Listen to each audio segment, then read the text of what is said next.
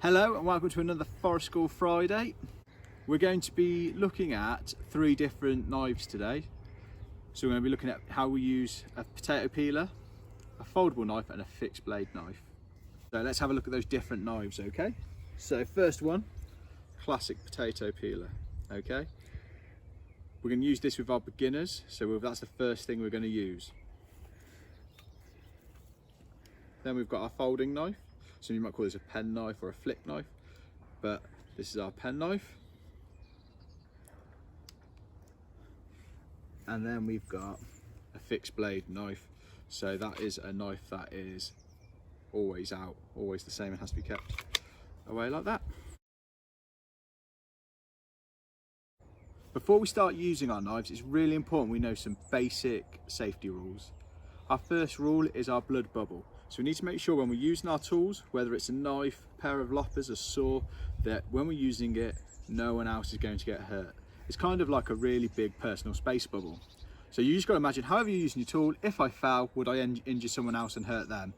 So make sure you've got a nice big space when you're doing this. So first rule is having a blood bubble, okay? Second thing, we always cut away from our body. So for one of the techniques we show you, we're going to be leaning forwards like this and we'll always cut away. Or another technique will be to the side and we're still cutting away. And the last set of rules that we need to really look at is using the folding knife, okay? So if you look at this knife here, it's folded shut there and this bit twists. So to open it, we need to twist it open, pull it open, and then actually lock it, because if we don't, that can still fold shut on your fingers. So by locking it, that means the blade can't come and cut your fingers. Once we've finished using it, we need to lock it away again. So we fold it down and lock it shut so it can't fall open. Now, don't forget to ask your parents' permission, and I highly recommend that parents obviously supervise their children whilst they do this. And the last thing you'll need to know is we actually keep all our knives under a lock and key, which is the law basically, so we have to keep them locked away safely so they can't just be picked up by anyone. So we're going to start with using the potato peeler, so this is for beginners or younger children. So we're going to use potato peeler and a carrot just because it makes it nice and easy, okay? So the first thing you need to do is be sat nice and comfortably. Then you put your elbows on your knees. You're going to lean forward, put your elbows on your knees. This means now, if I'm cutting, I'm not going to cut into myself. Sometimes some people get caught and they try to do this. And obviously if you slip, you're going to cut into your leg, and there's some big arteries in there that we don't want to cut, okay? So elbows on your knees, leaning forwards.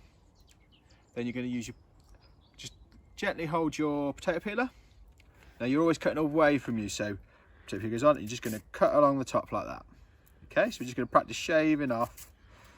You go around it, pushing in, there we go. So once you've peeled this end, you've got this bit left to do. People get a bit funny and try and put their fingers like this. This is no good, it's too close. Just turn it around. Use the other end and just go around again. Really simple way, just practicing, taking a bit of layer off this carrot. Just finished with the carrots, now we're going to move on to a stick. So this is reasonably freshly cut. So the longer it's been left out and after it's been cut, it dries, makes it harder to whittle. So you want a nice fresh bit of stick if you're going to start moving on stick, especially if you're going to use a peeler, okay? Now with this, all I'm trying to do is just take the layer of bark off, okay? So underneath here is a nice white fleshy bit of the stick. So I'm going to come along, same principle as before, just taking off the layers, okay? Can you see that? So we're going to work all the way around, just peeling the bark off, like so.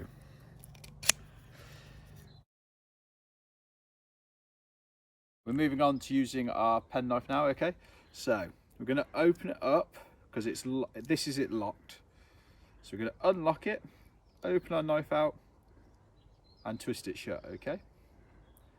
So that now isn't going to fall in on my fingers. All we're going to do, same thing as we did with the potato peeler, just take the skin off here. I'm just going to show you a slightly different technique. Some people quite prefer to do it like this, which is absolutely fine. So you stand to the side, sit to the side, take the knife down away from you again, okay? So you're just going to do the same, taking the bark off.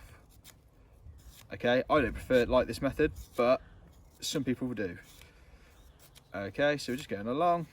See, you've got that nice flesh bit again. Same thing again, keeping our knife pointing away from us. Want to do the other end. There we've got our stick that we've taken the bark off. Okay, there's a few bits of mist which I'll have a look at in a minute. Now what you could do is sharpen an end to turn it into a pencil or a paintbrush, okay, which you could then dip into paint, or you could make your own ink, which we'll show you how to do in a minute, and you can use it to write with. Or I like to do sometimes is get some pipe cleaners and you can turn them into wands then. So we'd use that with quite a lot of our children, we make them into magic wands. So obviously we're going to move on to use the fixed knife now, okay? I'm going to use it on here. I'm going to make a feather stick. So the way we make a feather stick is we're going to try and make it so there's lots of thin shavings on there so it could go on the fire and it'll catch fire nice and easy. It's a bit wet at the moment, but it's all right for the example that I want to use, okay? So, but same principles apply. I'm still cutting away from myself. I'm leaning forwards, okay? So I'm just going to take the first layer off, okay? So can you see? I'm just going to make as many of these as I can basically, because these will catch fire nicely once it's dried out a bit. So keeping my hands behind it, pushing in, just doing another little shaving like that. Okay, so there we go. And the idea is we're going to load, so it looks like a feather effectively. Okay, so we're getting there now. We're going to get a few more bits in. Okay, so now we're starting to get our feather stick. Can you see that there? That's going to catch fire once it dries out really easily. We'll be able to use it to get our fire started when we start our outdoor cooking stuff. Now earlier I mentioned making these into a pencil.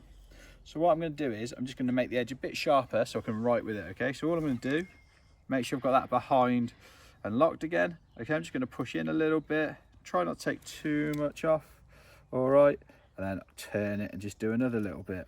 Okay, if you keep just working on it a bit at a time, you'll eventually get yourselves a bit of a point you can use. Okay, so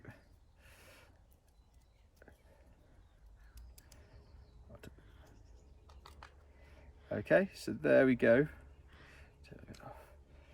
Now I don't want mine too sharp really, but just take that off. Take that off. There we go. So we've got a bit of a point there that we can now use to write with. Now we don't have any paint here, but if you've got a paint at home you can use that. We've improvised, we're using some charcoal and a little bit of water just to crush it up. Okay, there are lots of different things you can do to make ink. Okay, there's lots of different ways to try it. So if you have a research of those, you'll be able to use those with your forest school pencils. So we're just going to give ours a little, okay. So if you can see, we're getting a bit of a little bit done. We're going to run out, so we're going to have to keep dabbing it in, just get a bit more.